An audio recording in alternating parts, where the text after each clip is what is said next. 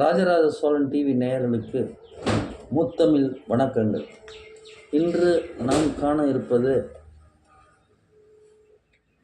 தஞ்சை பெரிய கோயிலில் உள்ள அணுக்கன் வாயில் பற்றித்தான். அணுக்கன் வாயில் என்றால் என்ன? இதை பற்றி பல நூல்களில் வெளிவந்திருக்கிறது. அணுக்கன் வாயில் என்றால் அது கோயிலின் வடப்பகுதியில் அமைந்துள்ளது. அதாவது மதில் சுவருக்கு வடக்கு பகுதியில் அது அந்த அணுக்கன் வாயில் அமைந்திருக்கிறது.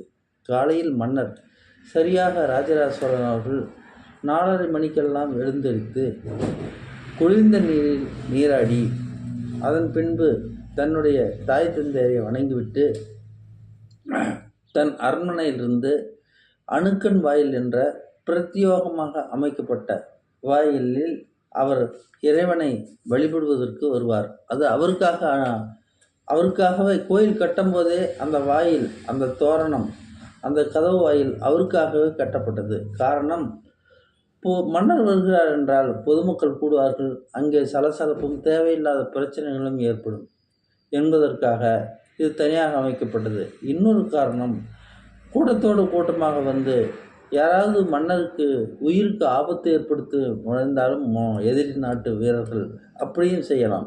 அதற்காகவே மன்னர் இந்த வழியை தேர்ந்தெடுத்தார். இது கட்டடம் கட்டும்போதே இம்மாதிரி தோரணையில் அது கட்டப்பட்டது. அந்த அணுக்கன் வாயில் என்னென்ன உள்ளது என்றும் பார்ப்போம். பூரண கும்பம், சமரசம், குத்துவிளக்கு, நாதஸ்வரம், மத்தாளம், சிம்மம், யானை, ரிஷபம், இது அத்தனையும் கருங்கல்லினால் மிக மிக தெளிவாக அழகாக கட்டப்பட்டது.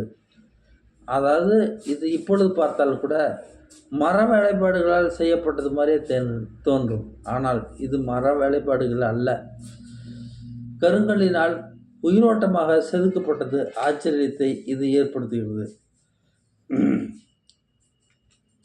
மன்னர் அவ்வழியாக நடந்தே வருவார்.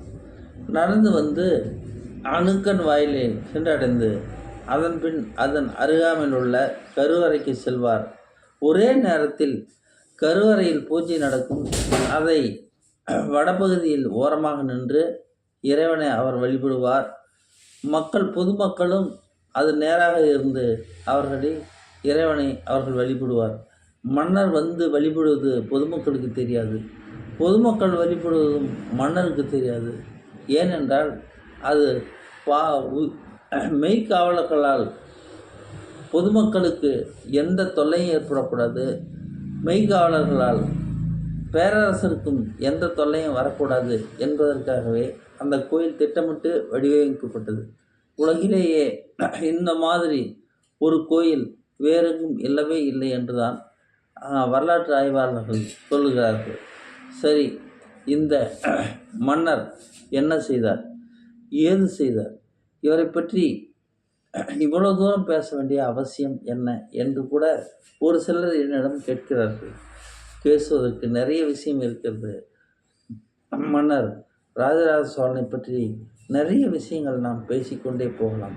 இன்று தமிழன் உயிரோடு இருக்கிறான், தமிழ் உயிரோடு இருக்கிறது, தமிழ் நிலம் உயிரோடு உயிர் பெற்று வாழ்கிறது என்றால் அது பேரரசர் ராஜராஜ சோழனின் கட்டமைப்பு தான் காரணமாக இருக்கும். அவர் பூஜை செய்து முடித்த உடனே அங்கிருந்த பக்தர்களுக்கு உணவுகள் வழங்கப்படும். அந்த உணவுகள் எல்லோரும் வாங்கி சாப்பிட்டுவிட்டு கோயில் மணி அடித்த பின்புதான் அவர் அங்கிருந்து வெளியேறுவார். அதன் பின்பு பொதுமக்களும் வெளியேறுவார்கள். சுமார் 11 மணி அளவுக்கு நடை சாத்தப்படும். பின்பு மாலை 5 மணிக்கு கடை திறக்கப்படும். இதெல்லாம் கல்வெட்டு ஆதாரங்கள் இல்லை, நமக்கு கிடைத்த ஆதாரம். இவர் குதிரைகளை வாங்குவதற்கு சைனாவிற்கு இவருடைய தூதுவர்கள் போனார்கள். அங்கே இந்த மன்னரை பற்றி விசாரித்து, அப்பொழுது சைனாவில் பேனா, பேப்பர் நடைமுறைப்படுத்தப்பட்டது, இங்கே இம்போர்ட்டட் இல்லை. அதனால் அங்கு பேனாவில் அந்த ராஜராஜ சோழனை பற்றி பேப்பர்களில் எழுதி வைச்சிருந்த அந்த குறிப்புகள் தான் நமக்கு இன்றைக்கு நூலாக வெளியிடப்பட்டு தஞ்சை பிரதீஸ்வரர் கோயிலிலே சரஸ்வதி மகாலில் இருக்கின்ற அந்த நூல்கள் நமக்கு பறைசாற்றுகின்றன. மேலும் மேலும் நாம் ராஜராஜ சோழனை பற்றி நிறைய விஷயங்கள் படிக்க வேண்டும், அவர் வாழ்வை பற்றி தெரிந்து கொள்ள வேண்டும் என்பதற்காக இந்த வீடியோவை தொடர்ந்து பார்த்து வரும் ஆதரவு தரும் நேயர்களுக்கு என்னுடைய இதயபூர்வமான முத்தமிழ் வணக்கம். மீண்டும் சதி என்றால் என்ன, உடன்கட்டை ஏறுதல் என்றால் என்ன, அடுத்த வாரம் நாம் கண்டிப்பாக அடுத்த வீடியோவில் இது கண்டிப்பாக போடுகிறேன். சரி, இந்த காணொளி உங்களுக்கு பிடித்திருந்தால் லைக் பண்ணுங்கள், ஷேர் பண்ணுங்கள், சப்ஸ்கிரைப் கண்டிப்பாக பண்ணுங்கள். உங்களோடு நானும் என்னோடு நீங்கள் வளர்வதற்கு உறுதுணையாக இருக்கும் என்று உறுதி கூறிக்கொண்டு வாழ்க வாழ்க வளர்க. நன்றி, வணக்கம்.